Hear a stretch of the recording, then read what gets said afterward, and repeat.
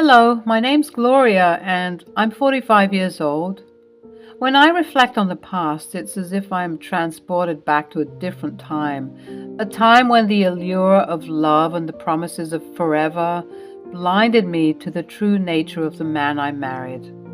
Gloria, that was me, a young woman of 20, swept up in a whirlwind romance with Terence. Little did I know then that beneath his charming facade lay a monster. I was completely besotted with Terence, believing every word that dripped from his honeyed lips. He had a way of drawing me in, making me feel like the most important person in the world. But as time passed, cracks began to appear, revealing a toxic undercurrent that threatened to engulf our relationship. Terence had a knack for emotional manipulation.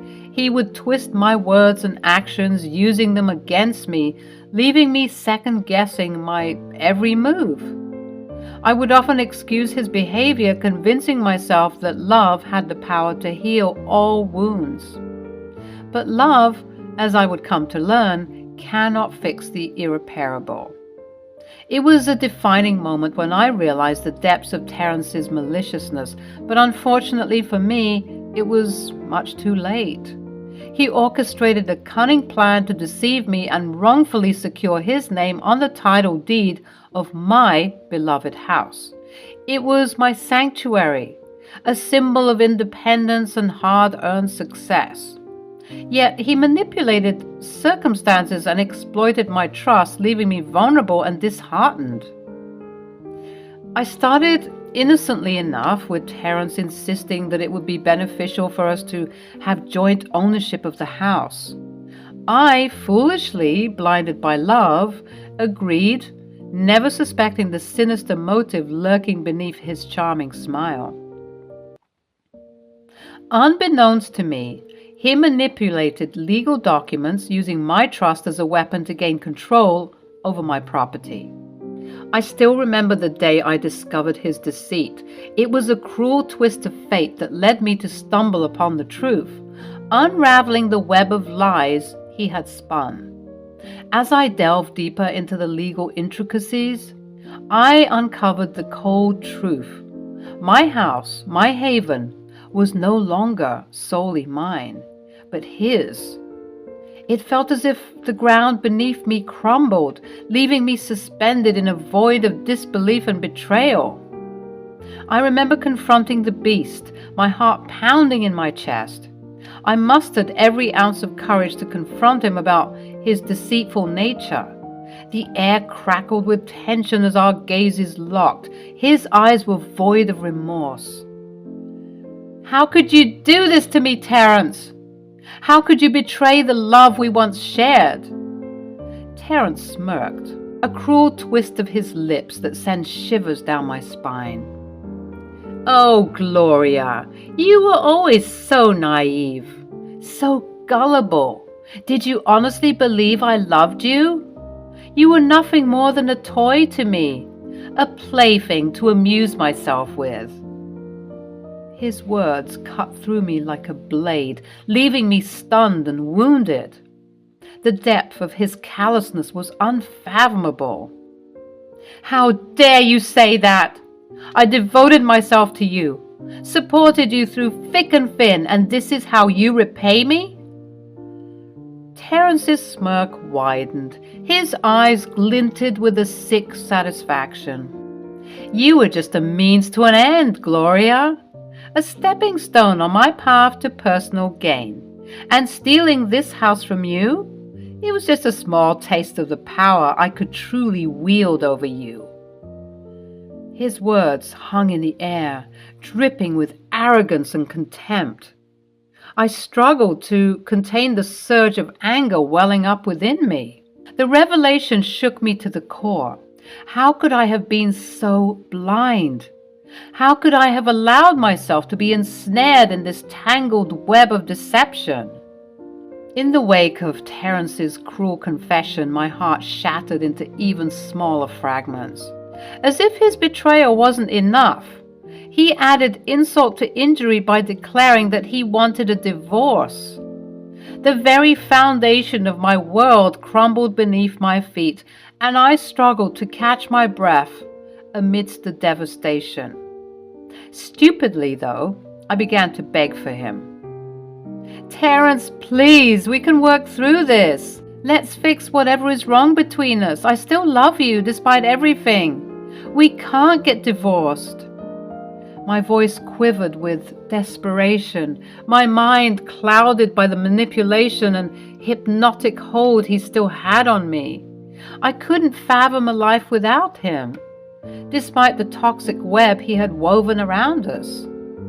Terence, however, remained resolute, his eyes devoid of any compassion.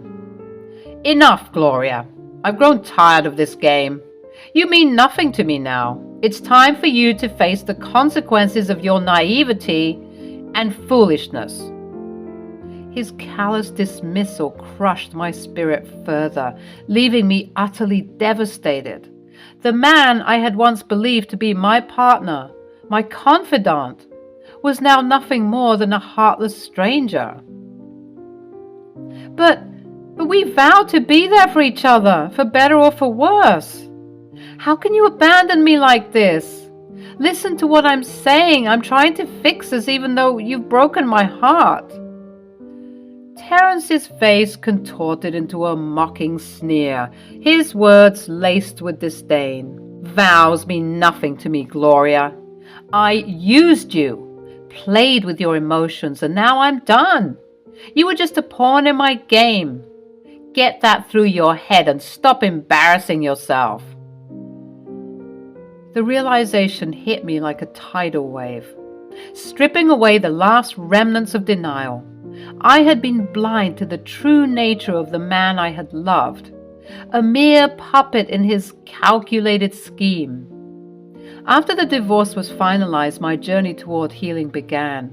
The wounds inflicted by Terence's manipulation and abuse ran deep, and it took an extensive period for me to regain my sense of self and rebuild the shattered pieces of my life.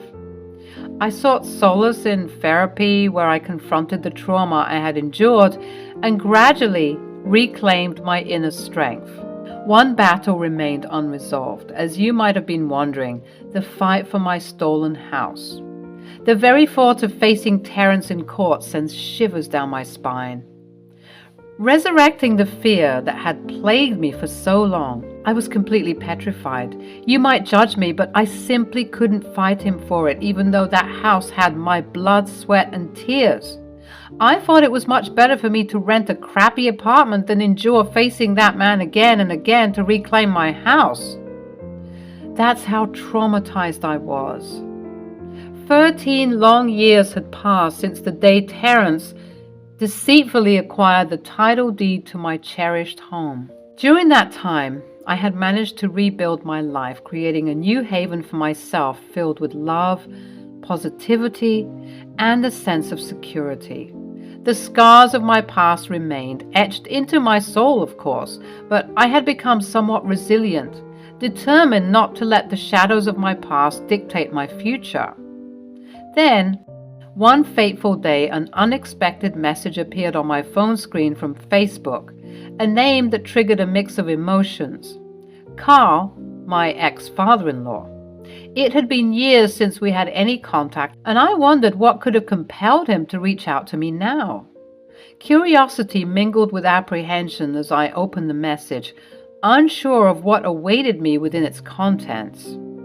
The words that unfolded before my eyes carried a mix of regret and sincerity. "Gloria, I hope this message finds you well. I have carried the burden of guilt for far too long, knowing the role I played in the injustice inflicted upon you. I'm so sorry. I didn't believe you before, but Terence's character has proven to me that you were indeed telling the truth this whole time. It was him who was abusive and manipulative, not you. And I see that now. I'm so sorry for not believing you. I cannot change the past, but I wish to make amends and seek your forgiveness. Please, let's meet and catch up. With love, Carl." A rush of conflicting emotions washed over me. doubt, caution, but also a glimmer of hope. Could this be a genuine opportunity to make amends? I'll admit, I was more than interested in uncovering what made Carl open his eyes to his son's behavior.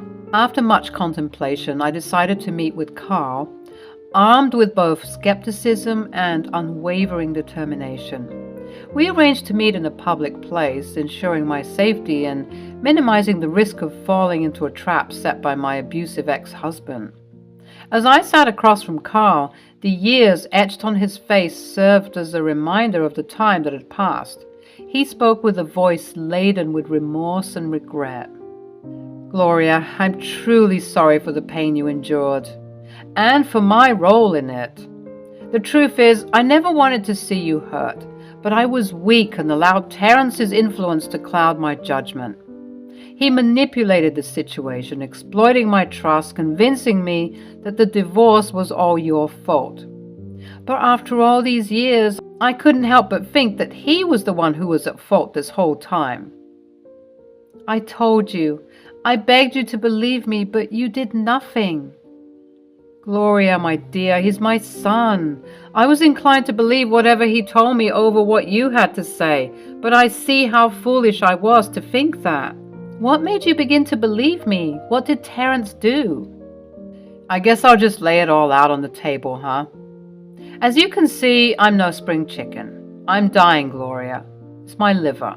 The doctors say there's nothing they can do. Oh my goodness. Yes. I've been struggling with this for a long time.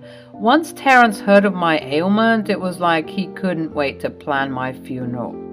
His behavior was increasingly odd, to the point where all he could talk about was the inheritance he was going to receive after my death. That's awful. How could he be so rude? After noting this, I started to think about you, and I started to wonder if you were the good guy after all. And surely enough, Terrence made me believe that he was a monster. He doesn't care about anyone at all, and he'll stomp on anyone who gets in his way.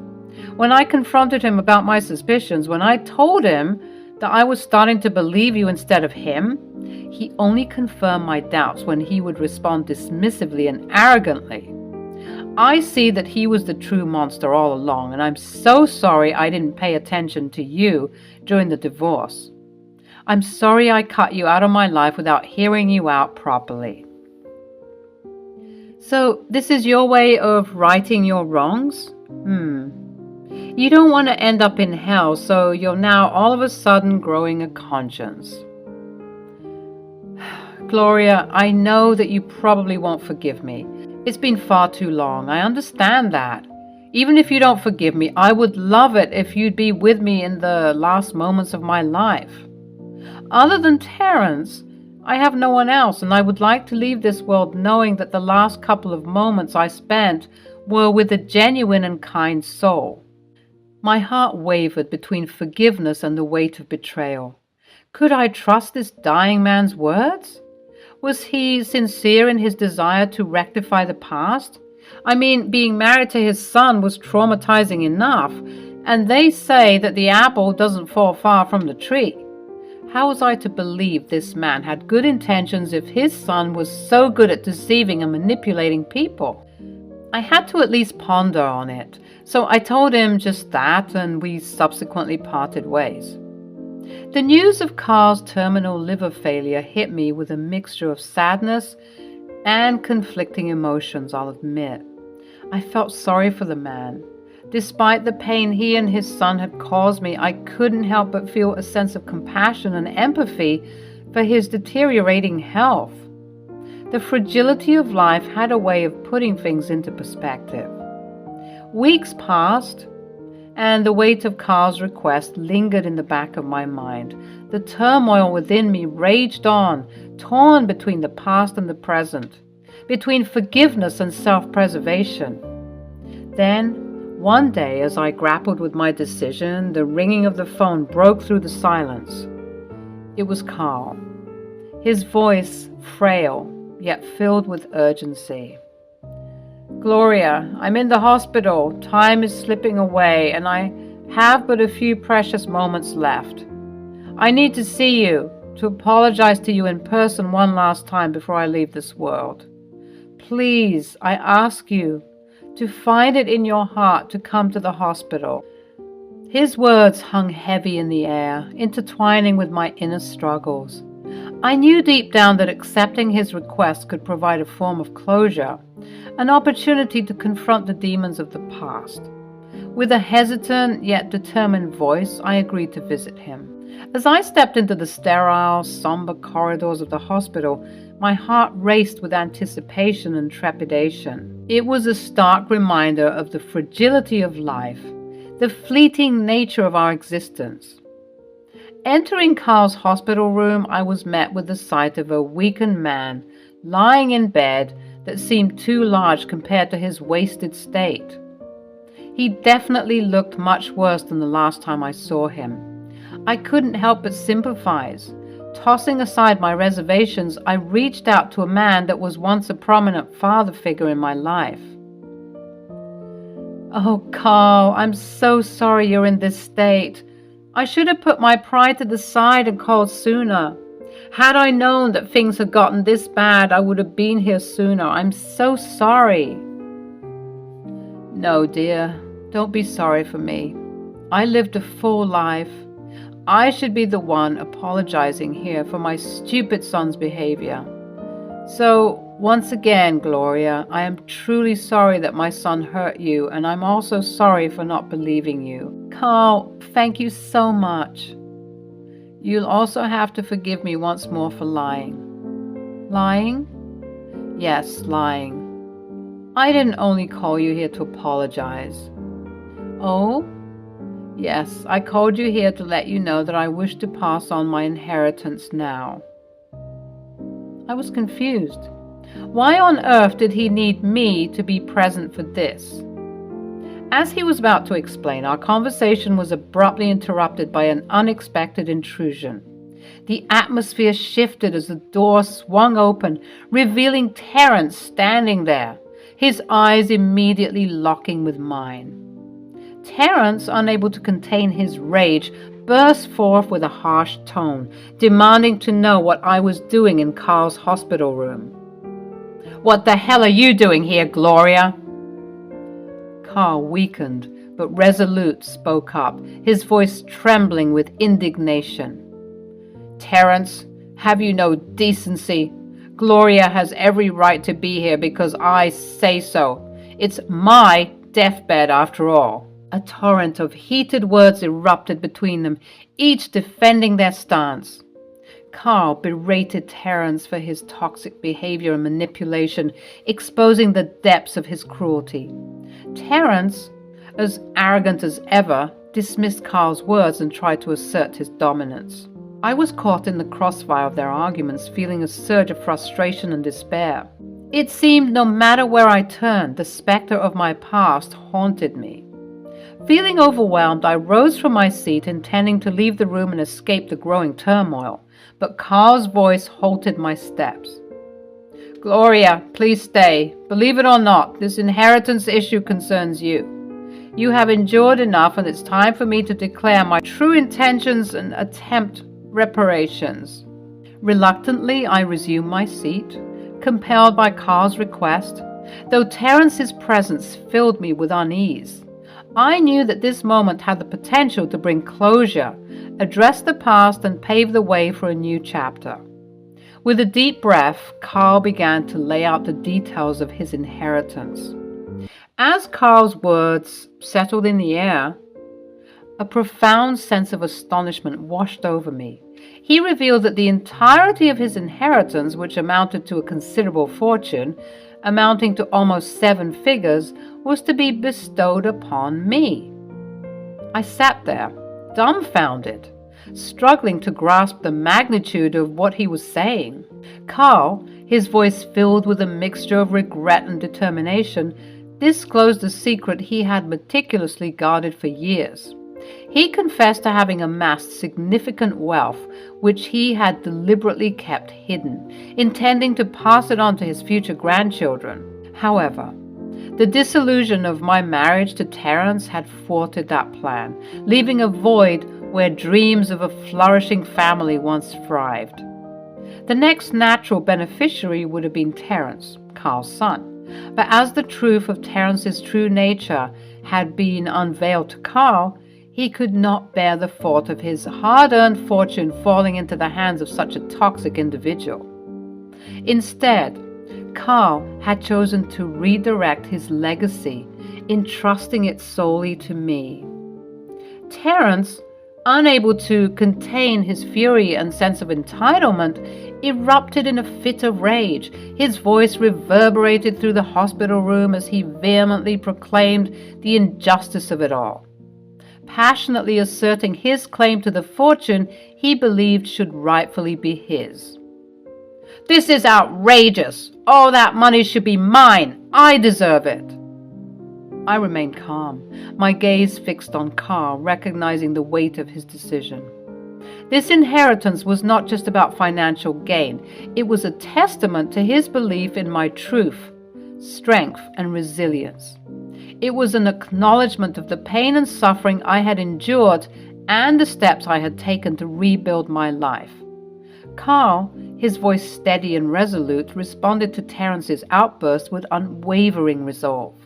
"Terence, you have shown time and again that you are not worthy of this inheritance.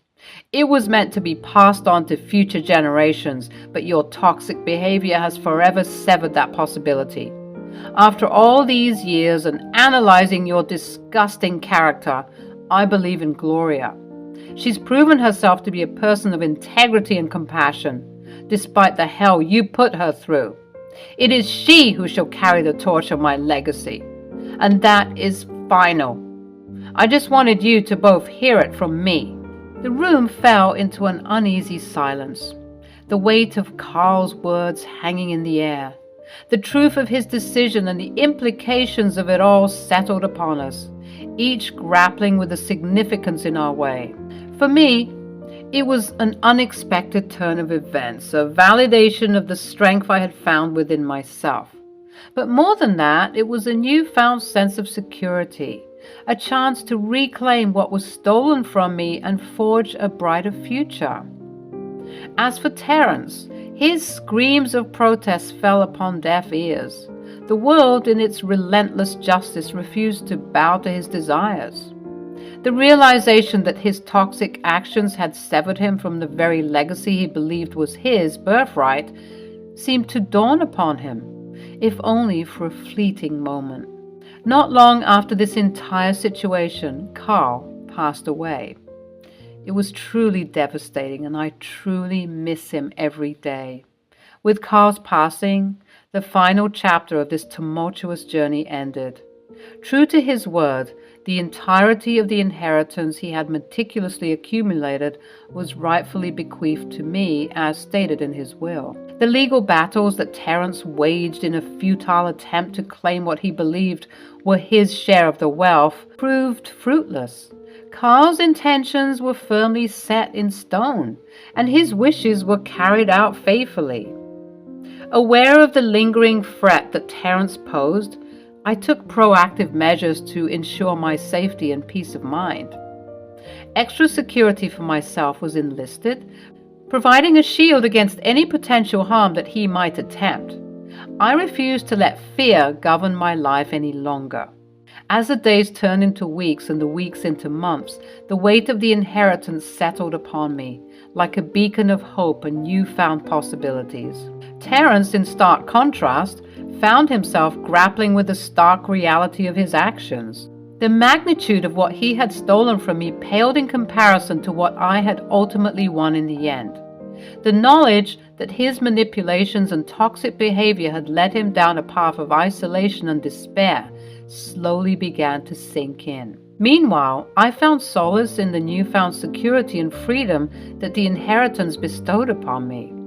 With my sights set on a brighter future, I made plans to relocate, to embark on a new chapter of my life in a different state. The shadows of my past would no longer hold me captive, and the echoes of Terence's voice would fade into distant memory. As I sit here, reflecting upon the trials and tribulations I have endured, a sense of profound gratitude washes over me. The wealth I have inherited is not just a means to an end, but a catalyst for transformation, a stepping stone towards realizing my dreams and ambitions. I am no longer defined by the scars of my past, but empowered by the strength I discovered within myself. The woman who hastily married Terence, blinded by love and naivety, has evolved into a force to be reckoned with. A woman who has risen from the ashes, unyielding in her pursuit of happiness and fulfillment. My name's Amanda. I'm 28 years old. My family owns a confectionery business in Seattle, and I've been helping them out ever since I was in my early teens. My parents left the business to me and my sister to run since they were getting old and wanted to retire.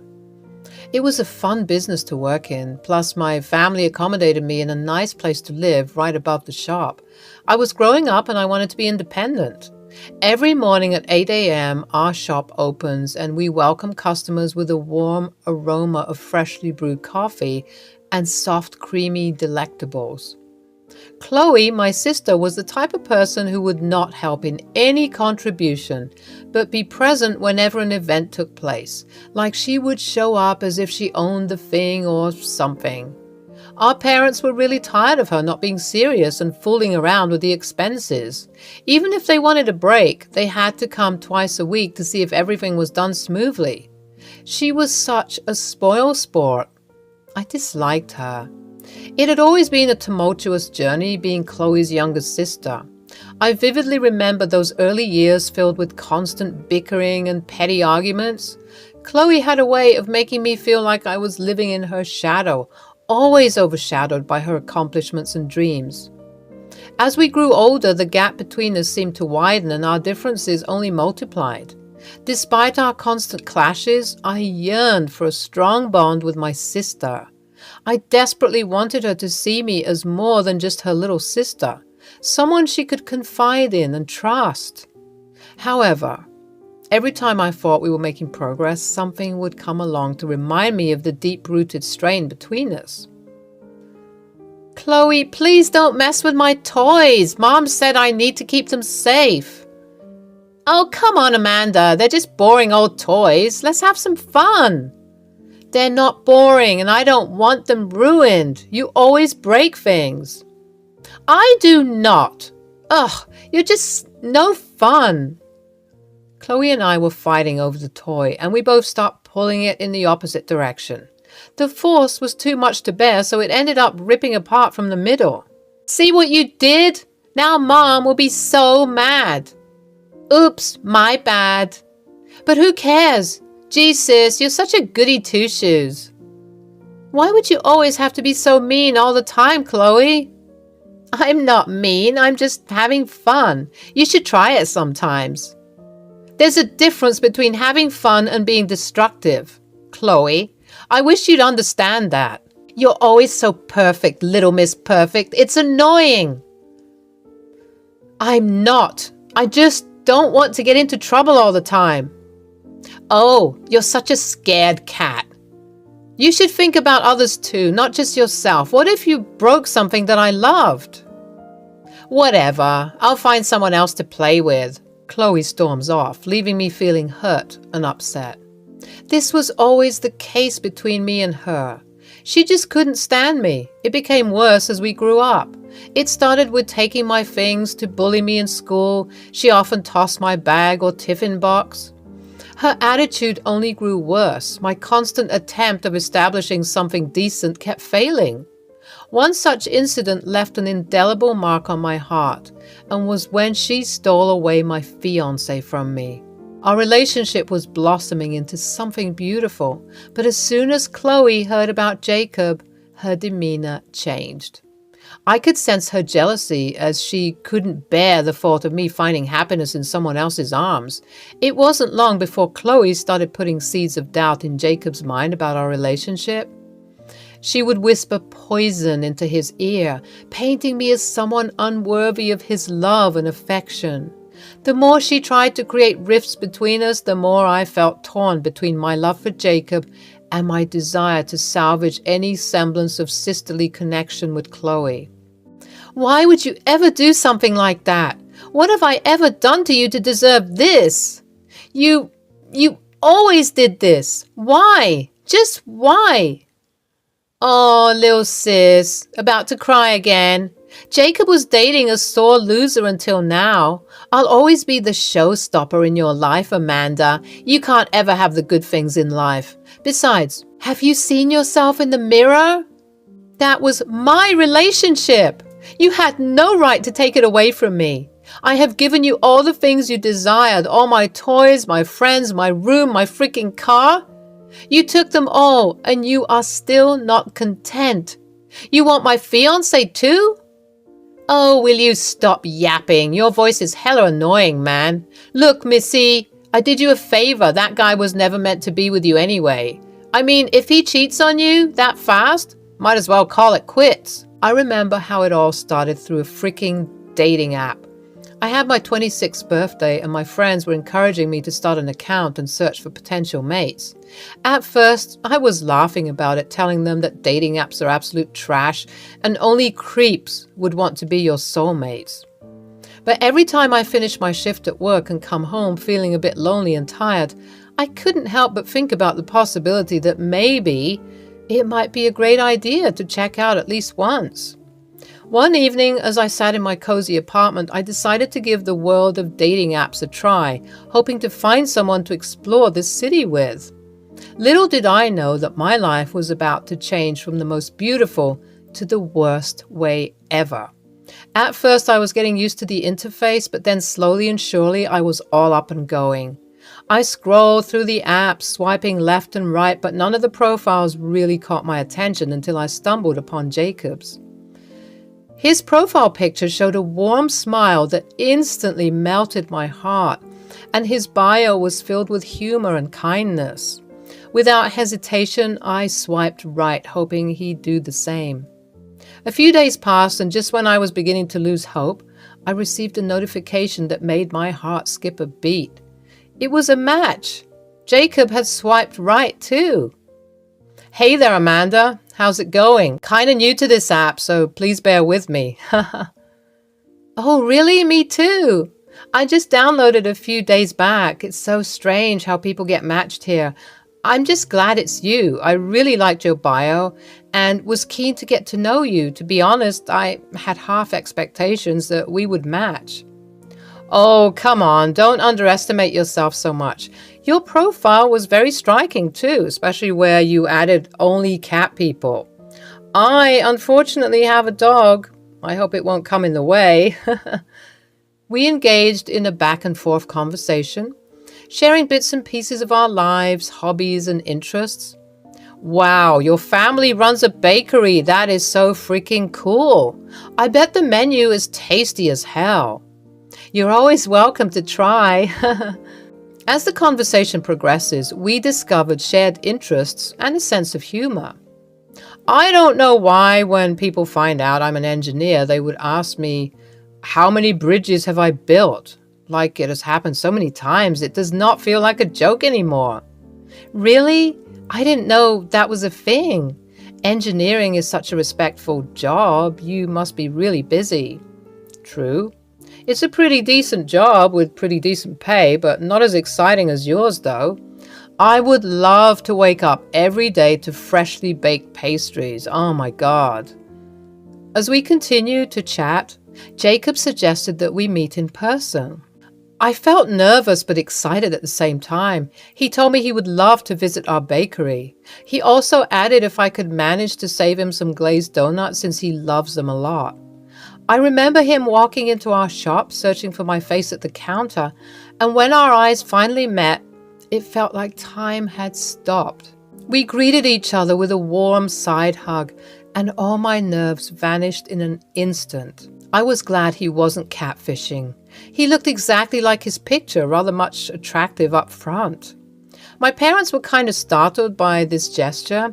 They didn't expect that I would be the one making the move. They welcomed Jacob to spend some time with them after work. Either it was them being overprotective or them being really caring. They decided to stay the whole time when Jacob was present. It was more like a group date, to be honest. The next time we met, we explored the city together, trying out new restaurants, attending concerts, and simply enjoying each other's company. With every passing day, our connection grew stronger, and it became evident that we had found something truly special. Chloe noticed, but she was too full of herself to appreciate anything. Whenever she used to see me with Jacob, she would scream, "Bad choice," or "Ew, gross, take it someplace else." She always had a habit of publicly demeaning me and making fun of me. One day, I got old juju on her by confronting her antics. "Chloe, can you not shut the hell up? Do you always have to make such a scene?" "What? I was just saying the truth. You guys were drooling at each other like some 90s kids drooling at their first candy. If you want to get finicky, love hotels are always available. The bakery isn't your honeymoon." "And since when did you care about the bakery, huh? Who was the one spending all the hard-earned expenses on Jimmy Choos and Chanel? You know damn well that shit's pricey, and still, you are so shameless." "You are not my mother, little brat. I can do whatever I want. It's not just your shop. I have equal rights to this property." "Piss off, sociopath. Jesus, Mom should have left you somewhere." Our parents were so tired of us fighting constantly. They tried to separate us from a very early age, but somehow we always managed to piss each other off. There were times she and I would have fistfights. I know how toxic this sounds, but her behavior was causing a lot of hindrance in our mental health. I started to hate her, but I also felt bad that a chance of potential sisterhood was never happening. To keep my mind off things, I kept my focus on my relationship with Jacob. He owned a really good house. He was an established engineer. He had successful projects and his portfolio was damn clean. When he invited me to his place, I was really scared. I didn't know how his parents would react to me. Their son is extremely talented and I'm just plain old me running my family business with no talent of my own whatsoever. But it didn't go as bad as I thought it to be. His parents arranged a feast, which I felt was really unnecessary because I eat so little. I could barely stuff my face with food. They were having a conversation while I was trying to keep up with them. More or less, it was a great day. Things started to take a weird turn when Chloe started to seduce Jacob. At first, it started with subtly light touches on his shoulders or stroking his back gently whenever she got the chance. This happened for a year. Jacob seemed not to mind or feel bothered by this at all, which should have been a red flag. But I thought he was just being oblivious. He freaking proposed to me. I felt my heart soar as he got down on one knee and asked me to be his partner for life. Through tears of joy, I said yes, feeling an overwhelming rush of happiness and gratitude. I so knew I didn't do the right thing. Don't you think you guys are rushing into the thing a bit? He's not running anywhere. She was sitting at the back of the office of the shop eating a freshly baked macaroon. "You were not supposed to eat that, Chloe. That was a fresh batch." "Oh, no one will notice. We make plenty of batches every day." "Oh, really? Do you even know how difficult it is to make macarons? Have you ever tried baking one?" "Oh, so you want to lecture me now? Do you really think people take you seriously? If you do, you are mad, delusional." "I'm not here to argue with you. I'm just here to remind you that we can't have fresh batches. That is not professional. If you really feel like you have the caliber to run this shop, then I think it's time you act like one." Chloe aggressively stood up. The table rumbled as she came up towards me and stood face to face with me. "Stop talking like you are my father, you runt. Know your place. You are nothing but a sad little puppy who's always looked down upon. First from our parents, and now Jacob." I froze. I didn't know what else to say. I just silently went away from the scene. I cried a lot in the bathroom that day. It didn't stop there. Things were going in a certain way, but the arrogance of Chloe increased, and now she became even more desperate. She wanted to tag along everywhere we went. She would call Jacob her best brother-in-law, but then proceed to be extremely handsy with him. I was feeling uncomfortable. I tried my best to have a conversation with Jacob, but she would always interrupt. I wouldn't lie, but Chloe was way more attractive than I was. She would wear dresses and doll herself up while I preferred light makeup and baggy clothes. Things started to get weirder when Jacob was invited to a work party. It was celebrated on a personal yacht. I was getting hella insecure. If I knew how posh his lifestyle was, I would have thought about not going with him. I was a very simple girl, and a gala life was not mine, but definitely a thing for Chloe. Weirdly, she was invited. Like I was the freaking fiancé, but he evidently enjoyed Chloe's company more. He introduced me and Chloe to his friends. I was getting really conscious, but Chloe was super confident.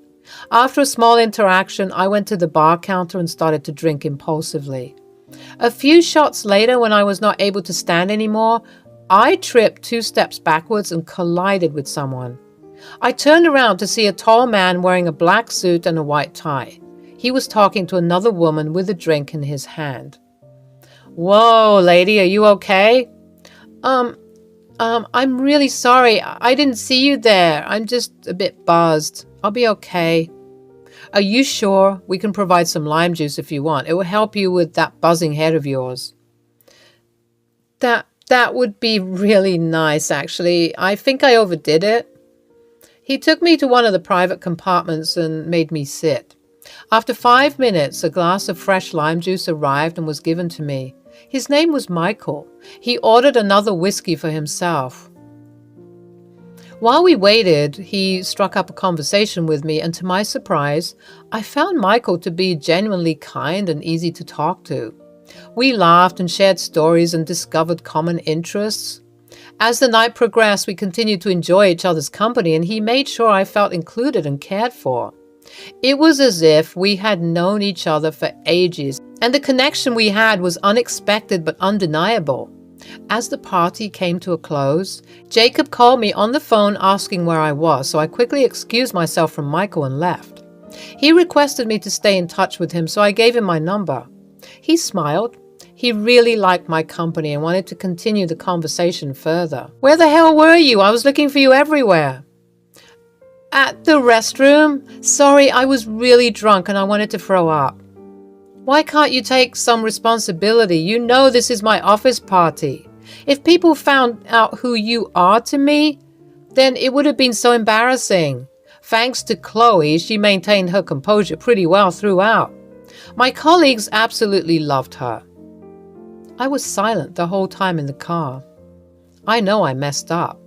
I was so busy talking to Michael. Wait, should I tell him about Michael? But what if he gets angry? I won't be able to deal with it. Throughout the ride, I could see Chloe's satisfactory smirk. She was always happy whenever I was miserable. I never thought that my life could take such a painful turn. It was a sunny afternoon, and I decided to surprise Jacob with a visit to his place and apologize for all the things I had done at his party. As I approached his front door, my heart was filled with love and excitement, eager to see the man I thought was my husband. But as I stepped closer, I heard hushed voices coming from inside. At first, I dismissed it as maybe Jacob talking to a friend or his parents. But something inside me couldn't shake the feeling of unease.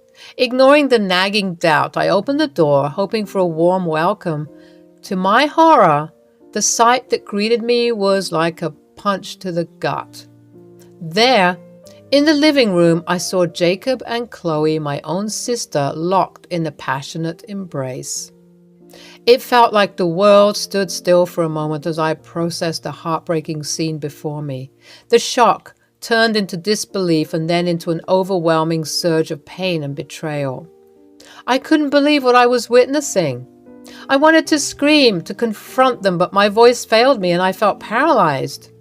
Finally, finding my voice, I managed to choke out their names and they quickly pulled away from each other. Chloe looked angry and Jacob attempted to explain, but the words fell on deaf ears. The betrayal was too much to bear and I said what I had to and fled from the apartment, tears streaming down my face. Hey, Amanda, where are you? What happened? I called Michael, unable to process the entire situation. Can I please come over? Please, I can't. I feel like I'm going to faint. Oh shit, wait. Tell me where you are. I'm coming to pick you up. I had secretly kept contact with him because I felt really nice talking to him. He became my very good friend, even if it was a momentary experience. I knew that he would be the one who would be helping me. After that scenario, I never faced them ever again. I told my dad to take over the shop while I took a break. My relationship with Michael became really strong and he took great care of me. Evidently, Chloe didn't come back to the shop and she moved in with Jacob. They were really happy with me gone from their lives. Michael and I tried to rebuild our friendship. We would go out and spend time together. Wait, you are the boss. What? Why didn't you tell me before? Because people get wary, so I didn't want to scare you away. Oh my God, Jacob would, damn. What's going on in that head of yours? Actually, I just am waiting for the right time. I feel like we'll be meeting them soon. I had a detailed discussion with my parents about Chloe. They were very disappointed and disgusted with her behavior. They never thought she would reach that extent, so it was decided I would be in charge of the shop. Meanwhile, me and Michael started dating. It has been 8 months. His birthday was coming, so I wanted to buy him something. We thought of going to a supermarket to get him a nice pair of jeans and a shirt. He was shy at first, but agreed later on. We were roaming the streets and looking for a good shop when suddenly I saw 2 very familiar faces in the distance. It was Chloe and Jacob. They seemed to be arguing about something. As we approached, Chloe looked at us mockingly. Oh, isn't it the dear little sister? Oh, and I see you found yourself a protege. Perfect for you. Chloe? So, who is this broke-ass boyfriend? Another fish from your dating app? Man, you do have bad choices. Jeez. So, what story did you cook up to him to get his attention? Chloe, please, shh. What?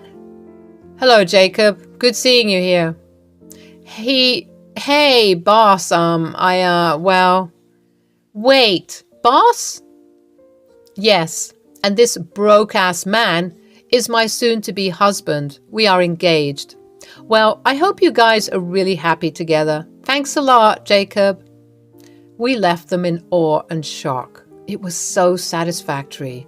My parents demanded Chloe never come back to the shop if she didn't fix her attitude. Jacob, on the other hand, was always kept on edge.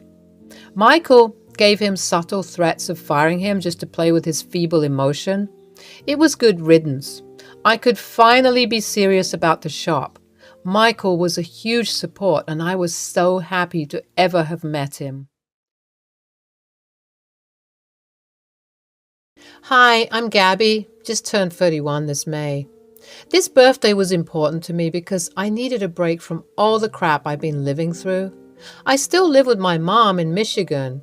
I mean, we were the 4 of us before things went downhill. After getting married, I moved into my place. We had a nice room upstairs while Mom and Dad took the room below. Things were okay in a way. I met Tim at a friend's birthday party. He was this cool, funny guy who loves to make lame jokes and laugh at it. I mean, he was like the light of the room. I, on the other, was the shy girl who would never make proper advances. My friend Joyce worked at the same place as me. We work at an established clothing shop as saleswomen, and that's where I noticed how we were like 2 opposite energies that were balanced. Joyce was kind of like Tim, hyper-energetic, loves meeting new people and all that. When she called me to this party, I was kind of unsure if I could blend with the rest of them, but it had been a long time since I went out to a party. When I reached there, people were already acquainted with each other and the air felt drunk. I didn't like drinking much because I feel like I always lose control. I was a 27-year-old adult, confused, trying to blend in, being so lame and boring. Not knowing anyone, I sat on the lonely sofa that was at the corner of the room. Joyce spotted me from around the corner and squealed as she approached me. "Hey girl, what's up? You are late." "Oh, so sorry. I didn't know what to wear, and I made a mess out of my room, so had to fix things up." Fine. Well, this has been your first ever party, and you are not leaving this place without experiencing what it's like to get drunk. No, I would get lost in myself. I'm not very tolerant of these things." "Ah, come on. We'll go bike riding by the water if you feel too overwhelmed. I'm throwing this party because of you. I want you to get along. You have lived here with your parents your whole life, and I've seen how submissively you deal with rude customers. You need a definite upgrade. I will give you formal training on how to boss up." "What party for me? You must be crazy. Do you look at me? I am dying inside. How can I possibly get an upgrade?" "Bruh, Gabs, you are naive. I never had a proper friend. I always make acquaintances. New faces every day, but that sometimes gets lonely. When you first joined the job, I thought you were nerdy and it kind of made me smile. Not gonna lie. I think the day when I saw you deal with those rude-ass people, I realized that this girl needs definite help. And yeah, maybe I'm not the most trusty sword, but you can still wield me when you're in danger." "Haha, thanks. This was considerate of you. I think I will be able to manage, but it's getting really hot here. I'll go out and get some fresh air." "Absolutely, but not before you get a couple of drinks, hee hee." The night was buzzing for me, and I never thought I would be making social interactions with people, but I guess when you're under the influence of alcohol, your personality is deemed to change. I stumbled across the room through people trying to seek the exit. It was beautiful, breezy summer weather. I took a ditzy stroll around the house. The backyard seemed empty and there was a swing. I thought the booze was getting up in my head and getting me a bit nauseous, so I went and dropped myself on the swing. I was staring at space, thinking about my parents. My mom was a shy introvert, unlike my dad. I think I got this personality type from her. She's very soft-spoken, keeps to herself, and loves the company of solemnity. My dad was loud and talking, always preferring company other than my mom. He loves going out for solo trips, sometimes coming back 2 to 3 weeks later. He would bring small souvenirs, but that never made sense to my mom. My mom preferred small accessories like hair clips and bracelets. My father got her stationaries. I was like, why? He was very casual about everything and felt like not everything in life should have an emotional value. Sometimes I wonder how they got together with such contrasting personalities. I felt drowsy and I could feel my eyes getting heavy, drifting into unconsciousness, when a sudden sprinkle of water on my face got me up. I jolted upright, turning to face a guy who was twice as drunk as I am. He was tall, well-built, and had dark brown hair. I was a bit wary of him, so I moved away. He was smiling and giggling, but didn't make any wrong moves. Rather, he sat on the wooden stool, tilting his head to one side as he gazed at me. "You are—" "I'm a duck." "Oh, right, sure." I felt like he was going to fool around because he's under the influence of God knows how many shots. I turned away to go when he suddenly uttered my name. "What? Wait, how do you know me?" "You are Joyce's new protege, huh? Kinda cute." Excuse me? I don't exactly know you." "Of course you don't know me. I'm Timmy, but you can call me Tim. Shorter and simple." "Great meeting you. Well, You already know me, so I don't need the point why I should say anything further. But I can assure you I am not Joyce's protege. I'm her friend. Tim closed his eyes and giggled. I was feeling quite uncomfortable in his presence. I wanted to leave. The only thing I needed right then was the comfort of my bed. It was getting late and I was extremely tired after all the interactions I had. I scurried inside the house and looked for Joyce. She was there lounging on the sofa talking to some guy. I went up to her and whispered in her ears. She nodded to the guy and excused herself. You met Tim? Oh, that skimpy brat. Is he a nice person? Well, he is very misunderstood amongst people, but I can assure you he doesn't have antisocial behavior. Well, okay, I'd better go. I need sleep. And we have work tomorrow, remember? Yeah. I'll be on time if that's what you're worried about. Do you want me to book a cab or ride my bicycle?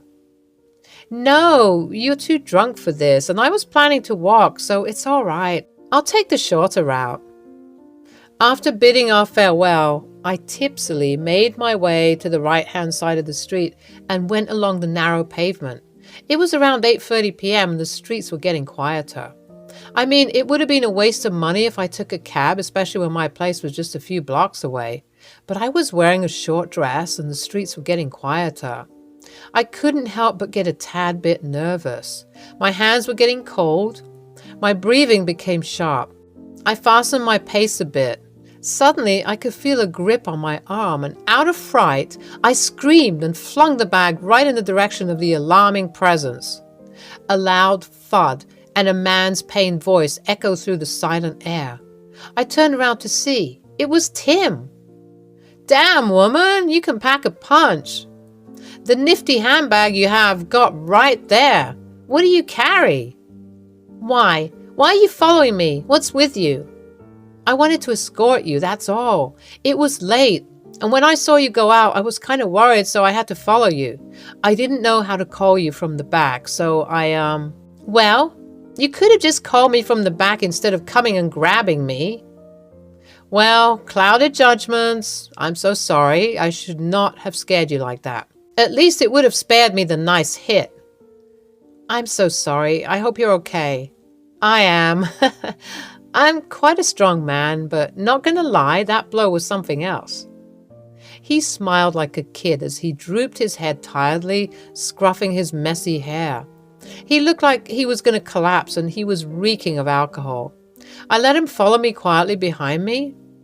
I kept glancing back to see what he was up to. He had his hands in his pockets, glancing back at me. I felt so flustered. I had a few friends back when I was in Ohio, but once I shifted to Michigan, things changed. I quietened down a bit more. It's been a long time since I spoke to a guy. He didn't seem too threatening. He was rather really sweet. Fast forward to when we started dating. It just happened weirdly, but I noticed that I saw a lot of my father's personality in him. He was casual, not too serious about things. He was like a burst of energy. Took me to parties and small cafes, even rock concerts. My introverted mind was going all crazy with these interactions, but I enjoyed that side of him. I mean, he helped me balance. He would come to visit my parents and sometimes take me to his place. We were growing intimate, and I weirdly felt good around him. I mean, he was not an ideal guy. Like, his house is a mess, smells a lot. He eats nothing but store-bought food, but he was also kind, cheery, and sometimes a little childlike. He took care of me and my parents. My mom was not fond of him much, but my dad was. Maybe he could see a lot of himself in him. He would come often for dinner, stay the night, and enjoy drinks with my dad. Joyce was highly surprised by all of this. We met in a cafe for a small chit-chat when she brought him up. Girl, you need to explain how it all happened. Tim? Really? That guy won the lottery. Well, it is a long story. If I start saying anything now, it would probably take like a few more coffees and more snacks.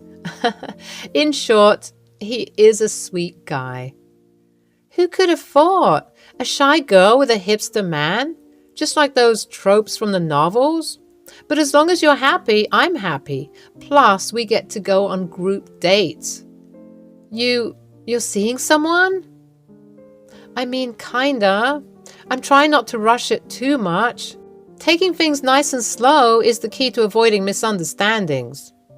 We chatted for hours and hours. I felt like things were going to be all right, and maybe I will be able to manage having a decent life. After a few months, Tim Jericho, Joyce's partner, Joyce and I went for a small trip to Hawaii. It was Jericho's funding. His father was in the tourism company for many years, and this trip was a blessing to all of us. There, Tim played a stunt by pulling out the marriage thingy on me. It was a pleasant shock. I never thought he would go all the way with the planning. You sure? Do you want this? I mean, isn't it going fast? I feel like sweet things shouldn't wait too long. Shouldn't we think this through? If we take so much time, someone might swoon you away from me. I did take my time to respond. I wanted to be sure that this was it, and I'm about to take life's biggest decision ever. But I remember my mom being extremely silent about all this. She just did her part of the duties, but she never really approved or disapproved anything. As I stood there, my heart racing with anticipation, I couldn't help but feel a surge of joy and gratitude. Today was the day I would marry the love of my life, Tim. The sun was shining brightly, casting a golden glow over the picturesque venue that we had chosen for our special day. As I walked down the aisle, my eyes met Tim's, and the world around us seemed to fade away. The soft strains of our chosen melody filled the air, creating a soundtrack to our love story. The reception was a joyful affair filled with laughter, heartfelt toasts, and dances that would be etched in our memories forever. The room was adorned with flowers, twinkling lights, and little touches that reflected our personalities. It was a true reflection of our love and the journey that brought us to this very moment. Oh, how horribly cringe I'm feeling describing that event, but my naive self would have truly written that as a romance writer. Finally, a useful wit for my daughter. This brave young man did the best of all things, i.e., being my son-in-law. Cheers! Now, Tim, my boy, I can finally gala around with a man. Please do keep my daughter safe. She is very important to me. Oh, I will, mother dearest. You need not worry so much. Throughout the evening, I couldn't help but steal glances at Tim, my life partner. We laughed, we danced, and we savored every moment together. It was a celebration of our love and the beautiful future that awaited us. Oh, how I wish this was the truth. Poor Gabby, you were profoundly stupid. As I reflect on the early days of our marriage, there's a memory that still brings a mix of frustration and fury to my heart. It was a time when Tim and his father-in-law, my dad, seemed to have fallen into a pattern of relying on others for support. That was me and my mom. My mom is working as a librarian in a local school, and I am still working in the clothing shop. My father was a cab driver, and Tim joined the construction site. Both of them got low pay, and sometimes they both would hang out in the bars and drink all night. Come home really late in the morning. Tim's boss already raised a lot of complaints against him. They say he keeps lagging in his work and sometimes even smokes weed at the corner. He was given warnings, but he couldn't care less. Babe, we need to talk. You're getting written and verbal complaints from your workplace. Are you not enjoying the job? Like, I thought you care about us. I am, but sometimes I get lazy. It's a boring job. Plus, I'm not having time for myself. I want to enjoy life a bit more. That's not how things work, Tim. We are married. We can always find time for ourselves, but we must think of our future. I am thinking about our future, love. I just feel like these kinds of jobs are not cut for me. I'm more like a business person. Of course, you can start a business. I'm not stopping you. Have you thought about any sort of investment plans? What is the business and how will you go on with it? It's not easy to run a business, you know. I and Patrick have thought about it together, but before I can say anything about that, I forgot to tell you something. I was planning to go on a short trip with my boys. Trip? Didn't you go on a trip a month before, babe? Where are you getting the income to spend on these trips? Oh, no, it's not mine. A friend of mine arranged it. I'm just hoping. I will come back and think of everything seriously. All right? So just relax. You are tense all the time. This isn't right, getting dependent on other people for such things. How will you pay the favor back? And this is the third time you went on another person's funded trip. Yeah, I get it. I'll do whatever I can. I've asked for a little money from your mom. She was sweet to provide. I will repay it. How could you? Why would you do that? I was here. You could have asked me. My mom is working hard. Please don't take anything from her. I think she has dealt with that enough with my dad. Having a husband like that is a definite nightmare. Tim never showed this part of his character before.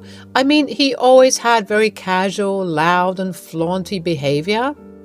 I knew deep down I got myself in trouble just like how my mom got when she fell in love with dad. As I reflect on the dynamics within the family, there's a persistent frustration that lingers within me. It's a feeling that arises whenever I witness my own father's consistent freeloading behavior, taking advantage of my mom and me. Growing up, my father had always been unreliable when it came to financial responsibilities. He would often neglect his duties, leaving my mom to shoulder the burden of providing for our family. I watched as she worked tirelessly, juggling multiple jobs to make ends meet, while my father seemed content to float through life without any sense of responsibility. I kind of figured out how he would be as a person, but I saw you being so happy, and you know how I am not good at expressing myself. Tim has won the heart of your dad, and he has a general way with words which can get hard to resist. Mom, sorry. You're going through a lot, and I added up to it more. No, sweetie, it's all right. We can work things out. I just wish your father could start acting like one, because he and Tim are bonding over the wrong interests. I will pay you back all the money Tim owes, because I have a feeling he doesn't save up enough to do so. Days pass by, and Tim has left for his trip. My dad, on the other hand, told me that he was going to my uncle's place for a few days. He said he would be back. He just needs to borrow some money. I was working overtime because Joyce went on a trip to Spain. She deserved it, so I had to take her part in the work as well.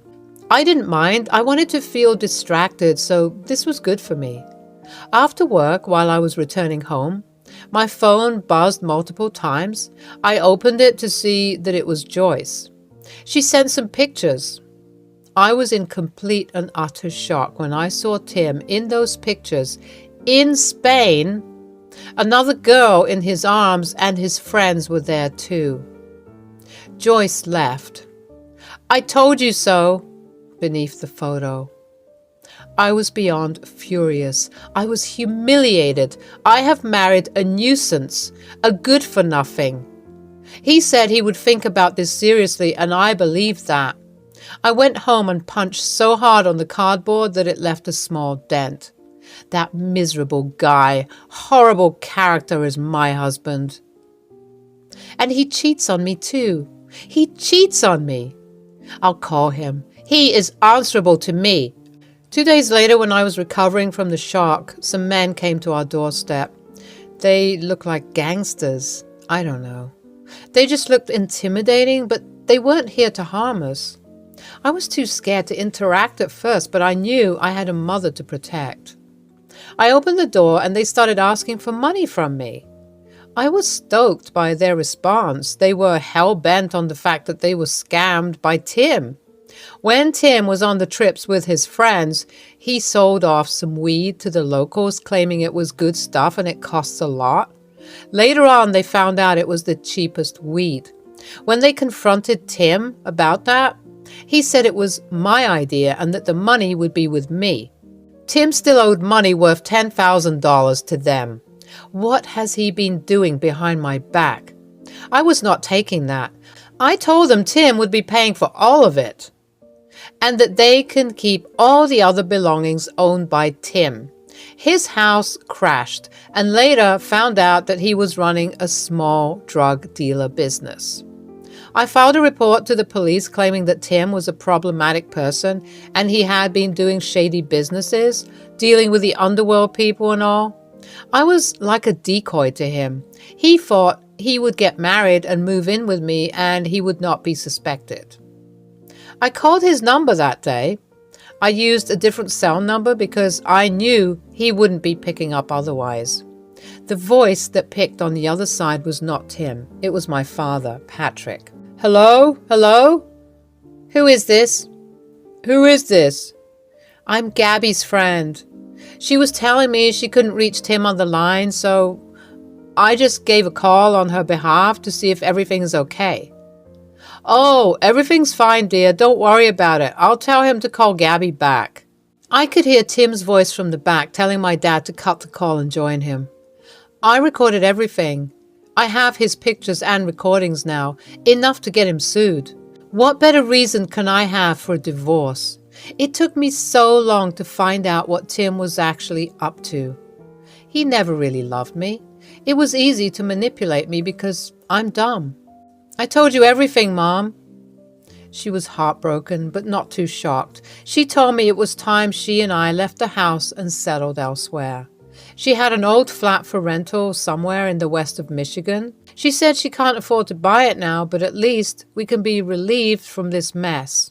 The police reported as saying that he would be imprisoned once he comes back. And boy, what a pleasant surprise they probably had when they returned to an empty house with 2 unpaid bills and 2 divorce papers on the table.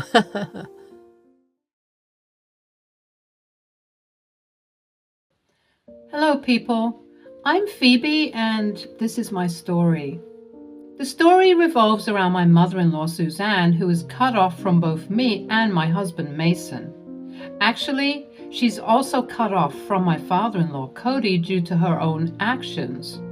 I'm going to tell you exactly how it happened. Buckle up, people, because this is the case of some serious karma. I and Mason have been together since high school. We were your high school sweethearts who made it to the finish line. Yes, Mason and I were completely in love. My own family also liked him and accepted him as part of my family. However, I never met his family before our engagement. When I asked him about introducing us, Mason said, "Why do you want to meet them, Phoebe? I already told you my mom is not a great person. Dad will like you a lot. I know that. But he can be a bit of an enabler when it comes to Mom." Look, Mason, no matter what, they are your family. I really do want to meet them.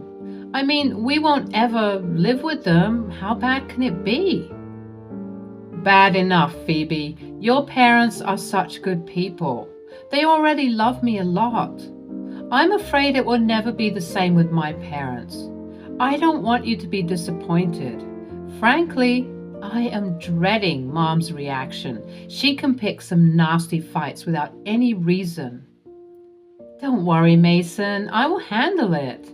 I would like to see and try if we can have a good relationship. If it doesn't work, I will step away from them. I did try to persuade Mason to introduce me to his family. Cody and I did accidentally meet at an event, so I knew him first. Since he was a cheerful man and had a great conversation with me, I didn't think Suzanne would be that bad. Well, of course, I was wrong. I finally met Suzanne after Mason proposed to me. I obviously said yes because, duh, he is the love of my life. At that time, he was settled in a high-paying job while I was running a business of knitwear. I had been told I was good at the craft, and Mason was super supportive of me. The money was also good for the time being, so it was natural that we decided to settle down instead of waiting. When we did get engaged, I also knew that I would finally meet his family. Mason, of course, wasn't thrilled with the idea. I soon realized why he was so tense about our meeting. Cody and Suzanne invited me to dinner at their house. It would be the perfect opportunity to meet them in person. I went to the house and immediately felt like Suzanne was judging me. The real fun began when we started to talk about careers. I said, "Actually, I'm now running a business on knitwear. I learned the craft from my grandmother. She taught me a lot of stuff. Here is some of my work." "That's some great work, Phoebe. I had no idea you were so talented." "She is good at this, isn't she? I keep telling her to expand her business a bit. She's still unsure about it." "Well, she should be unsure.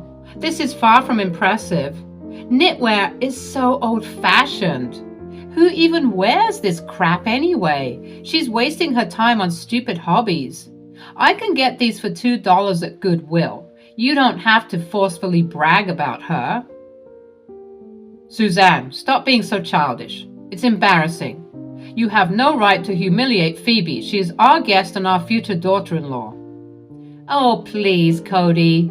She is the one with an embarrassing hobby. Who knits sweaters now anyway? I'm only speaking the truth." "At least she's good at something, Suzanne. There is no need to put her down. You are being unfair." "Someone needs to tell her the truth. Listen here, Phoebe. Let me tell you something. No one is going to buy this shit. You're deluding yourself if you think otherwise. You need to look for better jobs." "Mom, stop being so mean to her. What she does is none of your business. Leave her work alone." "I'm just looking out for you, son. The way you and your father are drooling over her work, she may have the wrong idea about her skill. It's practically useless. I hope she understands that." That's Suzanne for you people. Yes, this woman is vile and extremely toxic. It was clear to everyone around her that she was jealous. I had no idea why she would even feel threatened by me. I had gone to the dinner hoping to have good impressions of both Suzanne and Cody. While Cody took a liking to me instantly, Suzanne was downright hostile and mean. When we returned home, Mason said, "Phoebe, please don't mind my mother's words. She's always like that. This is exactly why I didn't want to introduce you to her." "It's okay, Mason. Maybe she feels a little uncomfortable with me. Did I do something wrong today? She seems to dislike me a lot." "Babe, she's like that. She didn't like the fact that I and Dad gushed over your business. She hates when someone compliments other people. She is the super jealous type. That's one reason why we are not very close. I guess she sees you as a competition now." "But she doesn't have to worry about me. I guess she will understand eventually. I will try my best to make her understand that I am not a competition." Well, that was super naive of me. Suzanne never changed. I did my best to reassure her that I am not a competition. It seemed to infuriate her even more. She absolutely hated me and didn't want to be around me at all. However, since Cody hated me and I was Mason's fiancé now, she had to tolerate me. Things never got better, even after me and Mason got married. In fact, she often went out of her way to insult me. Thankfully, Mason and Cody shut her down pretty quickly. By then, I was done being nice to her. I pretty much ignored her until that one day. I got a call when I was home working on a commission. When I checked the number, I saw that it was Suzanne. I was actually pretty surprised that she called. Given the bad blood between us, I never thought she would want to talk to me. I picked up the phone and she said, "Hello, Phoebe. I hope I'm not disturbing you. Actually, I had an order for you. You know that my birthday is coming?" "Yes, I know, Suzanne. Cody called me to invite me and Mason to the party. What do you want help with? Well, I was thinking if you could make me a nice sweater. It is getting cold outside. A light sweater will be a nice addition to my wardrobe. Sure, Suzanne, I would love to make you a sweater. You know what? It can be your birthday present. Do you have a specific sweater in mind? Yes, actually I do. I will send you a picture. It is a bit complicated though, and I was thinking about the color lavender. I have been wanting a lavender sweater for a while. I love that color. Are you sure you can put in the effort? Don't worry, Suzanne. It won't be a problem. Besides, we have plenty of time. I'll be happy to do it for my family. Great then. I'll send you the picture. Make sure it is ready for my birthday. I want to show it off to everyone. Suzanne sent me the picture after hanging up the phone. I was getting excited to do the work. When I saw the picture, I knew that it was a difficult pattern. However, I wanted to please her and repair our bond, so I agreed to do it. When Mason got home, I told him everything I said. You know, Suzanne called me today. She said she wants me to make her a sweater. I think she's starting to come around. Seriously? Mom asked you to make her one? Yeah. She wanted to wear it for her birthday next month. She does want a complicated design, but I can finish it in 3 weeks. 3 weeks? That's a lot of work, Phoebe. My mom hasn't been nice to you. Are you sure you still want to do it? You can say no. I know her, and I feel this is a bit odd. I know, Mason. Frankly, I think it's a bit odd too, but I am willing to give it a chance. Even if she doesn't like it, I can take it back and sell it. Keeping this in mind, I started to work on the sweater. It turned out to be a difficult task due to the complicated patterns. I never showed Mason the final product because I wanted the birthday girl to see it first. I guess that was one of my many mistakes I made. Me and Mason arrived early at Suzanne's birthday party. It was actually a grand event organized on the lawn of their home. Several family members and friends attended. Everyone was truly enjoying themselves. I handed Suzanne the gift and said, "Happy birthday, Suzanne. Here is your gift. Why don't you open it and see if you like it?" "Thanks, Phoebe. I'll open it when everyone arrives. I want everyone to see what you have got me. I bet they will be jealous." "Sure, if that's what you want. I can't wait to see you wear it." Back then, I had no idea why she was stalling my gift. She opened all the other presents but kept mine for the end. When everyone arrived, she finally turned to everyone and said, "I see that all of you have already arrived. As you know, Phoebe here likes to do some knitting in her spare time. I don't know if she's good at it, but we will see in a while. Let me just open her gift and find out." "Show us what you got. I'm sure it will be beautiful." Suzanne opened the gift and saw my present. Everyone started to murmur praises and I felt very happy. However, Cody and Mason looked a little confused. They said, "Phoebe, why did you give Mom a lavender sweater? She hates the color." "What? Wait, I'm confused. Does she hate lavender? That can't be true." "Yes, she really does hate color. Don't worry, it was an oversight. The sweater is super pretty though. I see that you have put in a lot of work." "Yeah, she actually spent 3 weeks making it. I could see she struggled a lot, but wanted to make it perfect." "Perfect? Well, this piece is trash. First of all, everyone knows I hate the color. She shouldn't have used it. Besides, I don't even like knitted wear. Don't worry, I know exactly what I need to do with it." Suddenly, Suzanne took the sweater and tore it apart. I was in shock, and so was the whole table. Honestly, I felt like someone had stabbed me in the chest. 3 weeks of hard work just went down the drain. My work was ruined and my heart broke. I could feel tears in my eyes. Suzanne looked satisfied with her work. She smirked at me and said, My, will you look at that? I thought the color was horrible. Turns out the quality is equally bad. Good thing I tore it before someone saw me have this ugly sister in my possession. Now, I don't have to wear this hideous lavender sweater. Why the hell would you do that? How can you be so heartless? I spent 3 weeks perfecting the design. Do you know how complicated this design was? How could you just tear it apart? Well, like I said, I didn't like the color. It looks disgusting. I'm not an old lady who wears lavender. You should have thought about that before giving me that monstrous thing. Mom, you could have just returned the sweater. Why did you have to destroy it? That was horrible. Don't be dramatic, son. The sweater was clearly of cheap quality since it tore easily.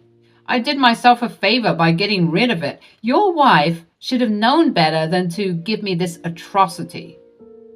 I know the color is not your favorite, but you could have told her that.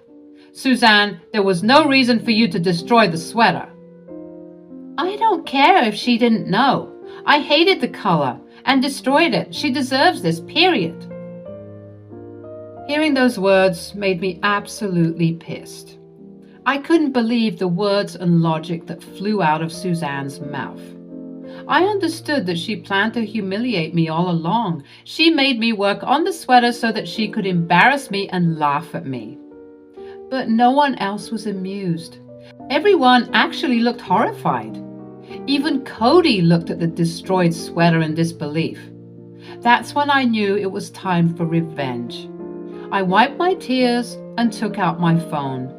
Then I said, You have some nerve criticizing and destroying my hard work. I can't believe your freaking audacity.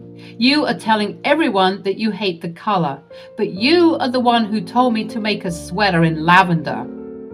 What? What are you talking about? I would never say that. I hate the color. That's not what you told me in your call. You're lying to everyone. I never said that. You're making things up now. You have no proof that I told you to use lavender. Actually, I recorded the call to have a clear idea about what you want. Looks like I hit the jackpot with it. Here, let me play it for you. I went to my phone and played the recording.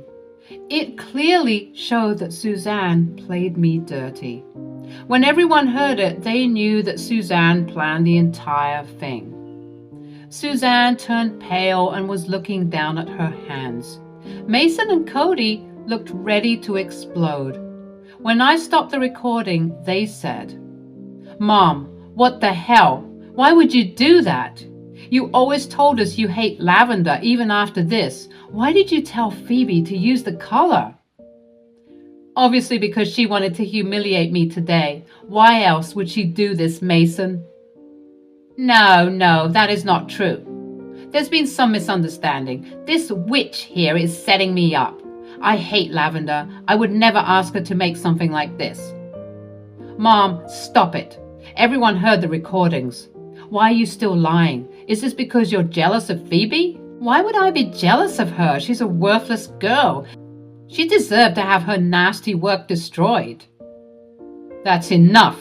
How can you still lie to everyone and call Phoebe a witch? And you want to see people get what they deserve? Let's get started then. What do you mean, Cody? What are you going to do? I'm going to divorce you. Enough is enough. I have dealt with your jealousy and destructive personality for years. I literally begged you to stop and get therapy. You never listened to me. Today, you crossed your limit. I'm done with you. No, Cody, please. How can you say that to me? I'm your wife. You can't threaten me like that. I am not threatening you, Suzanne. I am serious about this, and you won't be my wife for long. Now get out of this place before I say something stupid. Suzanne tried to argue, but no one would listen to her. Actually, everyone at the party started to berate her. Even her friends turned against her. It seems she does have some good friends. Unfortunately, it also seems that they won't associate with her anymore. Suzanne was crying and wailing at the top of her lungs. After some time, Cody gave her a stern warning and told her to go to her room. When she left, Cody actually apologized to me. He said, "I'm so sorry, Phoebe. You got humiliated in my house. I shouldn't have let it happen. Please forgive me." "No, Cody, please don't apologize. It's not your fault at all. This is all Suzanne's doing." "I am at fault, Phoebe. I should have dragged her to therapy or divorced her sooner. I kept enabling her, thinking that she would change. Looks like it will never happen. This time, I won't forgive her." Honestly speaking, I felt bad for both Mason and Cody. Mason already didn't have a good relationship with his mom. This event made it even worse. He told Cody that he won't be in contact with Suzanne again. The people at the party supported both Mason and Cody. They even complimented my work and told me that I have talent. I surprisingly got some new orders from them. Overall, the event went well for me. When we returned home, Mason reiterated that he would never let Suzanne come near us again. He also apologized to me because his mother messed up big time. We talked about the issue and decided that it would be best if we never keep in contact with Suzanne again. Cody went through his promise of divorce. Within a week, he had the papers ready. Because of a pre-existing prenup, Suzanne was going to get nothing from Cody. She threw a fit and even called up Mason to get his help. She got so unhinged that Cody came to stay with us. Later, Suzanne actually showed up at our house and demanded to be let in. When we refused, she kept shouting at all three of us. She said, "How dare you choose Phoebe over me? I'm your family, and you easily picked an outsider. I'm your wife, Cody. You can't do this to me." "Mom, you need to leave. We don't want you on our property. Dad doesn't want to speak to you." "He has to speak to me, and so will you. I will never let you two walk away from me. Your witch wife won't take you away from me. I will make sure she disappears forever. I won't let her steal my family." "Suzanne, you need to leave our property now. We don't feel safe around you, especially now that you're threatening me." Suzanne absolutely lost her shit and started kicking our door. She even managed to break a window with a pot from our garden. Things got so bad that we called the police. Immediately, she was arrested and taken to the station. All three of us then filed for trespassing and harassment. We even got restraining orders to be put against her. It has been almost a year since the incident happened. Let me just tell you that she is not my mother-in-law anymore. We were able to get emergency restraining orders against her. The neighbors saw everything, and we had our security cameras record the whole event. She was charged with trespassing and had to pay us for the destruction of property. Cody was also able to get divorced from her fairly recently. She has not contacted us due to the restraining order. Cody is still living at our place, and we don't mind it at all. All of us needed to heal, and staying together helped a lot. Currently, I and Mason are expecting a child. We are happy, and so is Cody. He does have his bad days, but the excitement of having a grandkid is making him better. My business took off even better after I got numerous orders from the party. After I was done with those, their recommendations brought in more orders.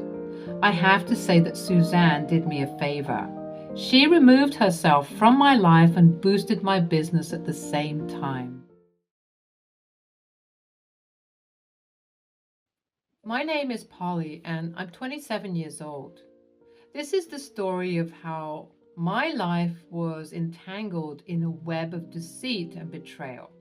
But it's also the story where I rose from the manipulation and malice and got justice from both my husband and mother-in-law. I met Ralph, my husband, a charming and charismatic man, and was swept off my feet by his affectionate words and promises of a bright future. We fell madly in love and soon tied the knot, believing that our love would conquer all. However, little did I know that our love story would take a treacherous turn. The source of my torment was none other than Ralph's mother, Martha. From the beginning, she harbored a deep resentment towards me, viewing me as an intruder in her son's life. She was one of those mothers. Someone needs to do some deep psychosocial research into why these types of mothers act the way they do, because this is getting out of hand. Ralph had been providing Martha with his entire salary for the past 7 years. Yep, he was one of those sons, leaving our own financial stability hanging by a thread. It was a betrayal that cut deep, tearing at the very fabric of our marriage. I begged and begged him throughout the years to stop doing it, but he would always brush me off, indicating that his mother took precedence over the new family he was trying to build. Unfortunately, though, I didn't do much to stop it. You might be wondering why that is, and well, I was 20 years old at the time we got married. I was a kid, a bumbling, naive little girl who thought that one day my husband would simply realize his wrongdoings and change because his love for me simply ran that deep. I know, I was a fool to feel this way.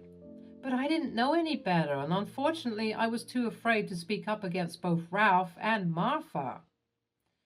The two of them apparently were a package deal, and their being arrogant and hot-headed was not a good combination. They were a mighty force of evil and destruction, and it took me 7 years to properly figure that out. As the years went by, the tensions between Martha and I escalated. She would belittle me at every opportunity, making it clear that I was not welcome in her house or her life, and that my being in her presence was a privilege that many could not afford. I would try and raise my concerns to my husband, but he shunned me each time, not caring that I was being verbally and emotionally abused by this woman. This made him complicit in the torment, and for that, I couldn't forgive him either. One fateful day when Ralph lost his job, the true extent of her animosity became painfully clear. She wasted no time in kicking me out, claiming that the house that Ralph and I were staying in was hers, and that I had to leave, crushing my spirit and leaving me vulnerable and homeless. Really, Martha, you hate me that much? How can you kick me out of a house that isn't even yours? It's not that I hate you, darling. I simply don't care for you. Besides, after Ralphie lost his job, there's no way that he's going to be able to support you anymore. That's why I have to take over. This is my house.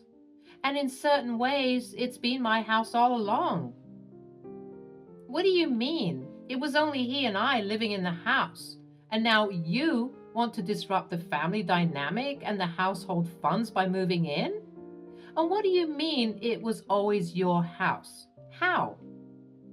How dare you? How can you speak to me in such a way? How dare you even question me, you stupid girl? You don't need to know the details of anything, considering you're no longer a resident here. Well, I suppose despising you is no bother now since you're getting kicked out. Just wait until I tell Ralph all about your evil plan. I got out of the house and proceeded to call my husband, thinking that he would help me was a big mistake. Hello? What's going on? You seem upset. Upset doesn't even begin to describe it, Ralph. Your mother kicked me out of the house the same day you lost your job. What? Why? It's been going on for years, Ralph. You've been giving her your entire salary without even considering our financial stability. I've been suffering in silence, hoping that you would change while she's been manipulating you. Don't say that. She's done no such thing. Someone who's been manipulated doesn't know they've been deceived until they wake up from their deception. And you, my dear husband, are still under her spell. I swear to God, Polly, if you continue to speak about my mother that way, you'll what? You'll give her all of my money too? You need to stop being so delusional and see that the way your mother is treating me isn't right. How can you sit there and not do anything? I'm your wife, damn it. Enough. It's no wonder why she kicked you out of the house. Excuse me? You heard me. I won't stand for you disrespecting her and me this way. Now pack up all of your crap and get out of my mother's house right this instant. I couldn't believe what I was hearing. Did I transport myself to another dimension where treating your wife like a cockroach was a sign of love and affection? Certainly not. But why was he talking to me like this? Without saying a word, I returned to the house to find a smirking Martha, laughing and showing off that her new house was all hers and that I was finally leaving her and her son alone. I thought it best to keep my mouth shut, and trust me, it took all the strength in my body to do so, and just pack my things silently so that I could leave without going to jail for what I might have done. As much as I was angry, I was also obviously hurt and confused. What sort of mother-in-law would treat her daughter-in-law this way? I sought refuge with a friend, nursing my wounds and gathering the shattered pieces of my life. The despair fueled a fire within me, a determination to seek retribution for the injustice I had suffered. I couldn't let Martha's actions go unanswered. I also couldn't let my stupid husband Ralph off the hook either. They both had to pay.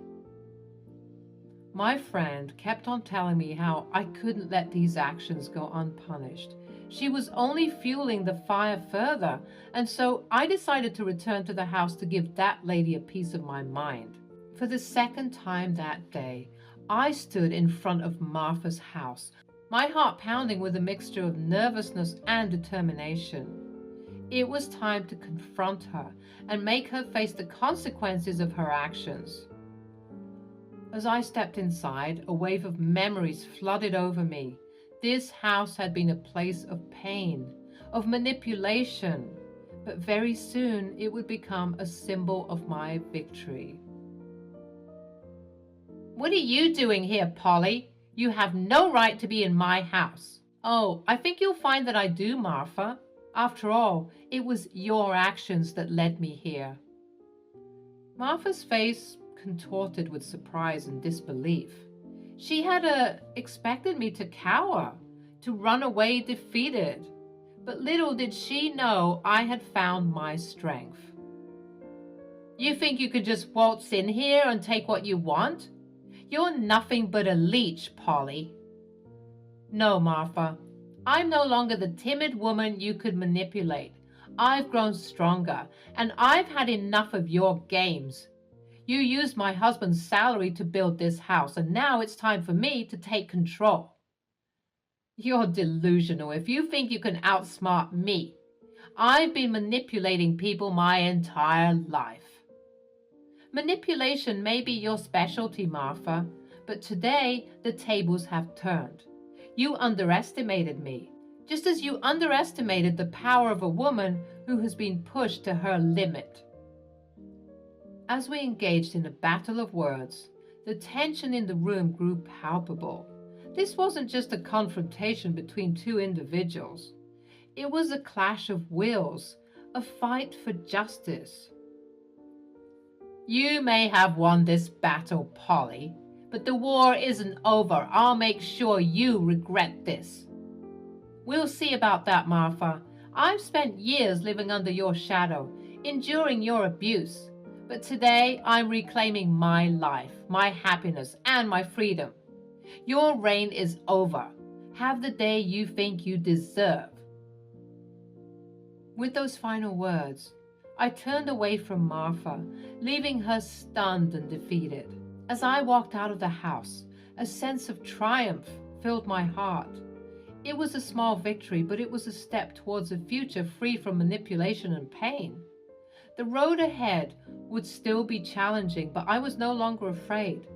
I had confronted my tormentor, and in doing so, I found my strength. I believe in the power of karma, and boy, oh boy, did I find something that I could use to my advantage. As I was leaving the property, I saw a couple of contractors hammering in a big red sign that said, "Auction," on my mother-in-law's front porch. Was she auctioning off the place? So soon? But why? This obviously piqued my curiosity, and considering what I knew about her shady business deals, her auctioning off the house might have been part of her ploy all along.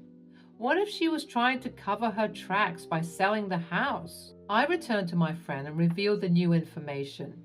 She too thought that everything was just a bit too shady.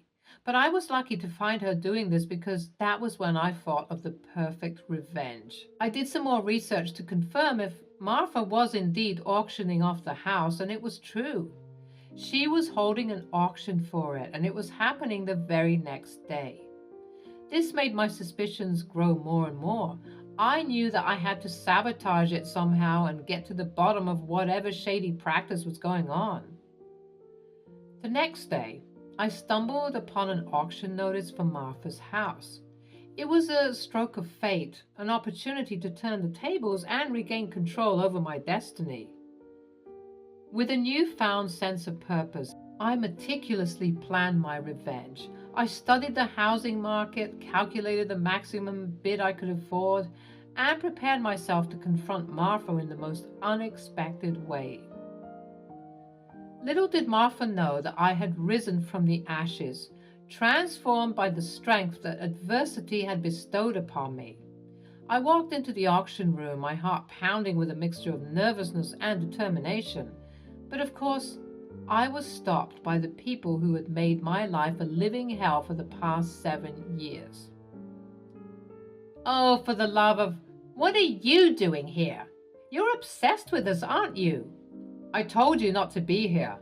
I'm still very upset with you." "Yeah? Well, the feeling is mutual, believe me. I'm here for the auction." They both gasped in unison.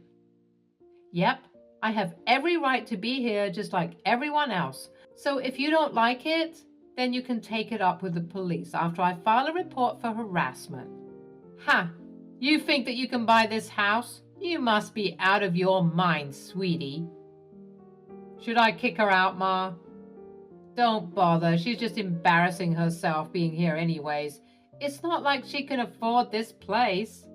"We'll see about that." We both stormed off to our designated locations, and Martha was glaring at me. I kept my composure, though, trying my best to fit in with the crowd. As the bidding began, I locked eyes with Martha, a glimmer of defiance and triumph shining in my gaze. The atmosphere in the auction hall was charged with anticipation. Bidders eagerly gathered, their eyes fixed on the stage where the prized house would soon be up for grabs. I stood there, my heart pounding with a mix of nerves and determination. "Ladies and gentlemen, we have an exquisite property on the market today. Up for auction is a beautiful mid-century modern house with a Ralph history. Let the bidding begin." As the bidding commenced, I played my cards strategically. Knowing Martha's shady financial past, I had discreetly leaked information about her alleged embezzlement, casting a shadow over the property's reputation. Potential buyers hesitated, unsure of the risk involved. It was my chance to strike. "We have a bid of $200,000. Do we have any higher bids?" Crickets. No one raised their paddle. "What is happening? Why aren't people bidding higher? This is my house." "Looks like your secrets have a way of catching up to you, Martha. No one wants to buy this house at a higher price because of the shadiness behind it all. Martha's face turned red with fury as the realization dawned on her. She was losing control. Just as she had tried to control our lives for years. I could see the panic in her eyes, a glimpse of vulnerability that had been hidden beneath her incessant manipulations. Polly, we need to talk. This isn't right. Save your apologies, Ralph. It's too late for that. You had 7 years to stand up for me, to prioritize our happiness. Now it's time for me to take charge of my own life. You conniving little... Save your insults, Martha. Your reign of control ends here. This house will be a symbol of my victory, a reminder that I will no longer be silenced or cast aside. I put up my paddle, and the auctioneer said, Do I hear 300? 300,000, folks. No one? Okay. $200,000 going once, twice, and it's sold. And just like that, a house that was well worth over $1 million at this point was stolen for $200,000, and it was all mine. I couldn't believe it. People began to make their way to the exit, unimpressed with the way that things turned out, considering the news of the alleged embezzlement reaching their ears only shortly before the bidding.